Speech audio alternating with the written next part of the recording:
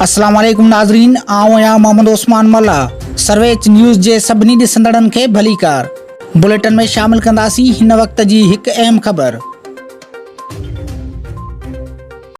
मीरपुरखास जरवारी शाख ते हद दख़लनि ख़िलाफ़ असस्टंट कमशनर ऐं SSP फैसल बशीर मयमण जे हुकुम तहत मीरवा रोड ते जरवारी शाख ते थियल इंक्रोचमंट जे हवाले सां ऐं गैर कानूनी हद दख़लनि ख़िलाफ़ हिकु दफ़ो ॿीहर कब्ज़ा खोरनि ख़िलाफ़ क्रैकडाउन शुरू करण जी तयारी करे छॾी आहे।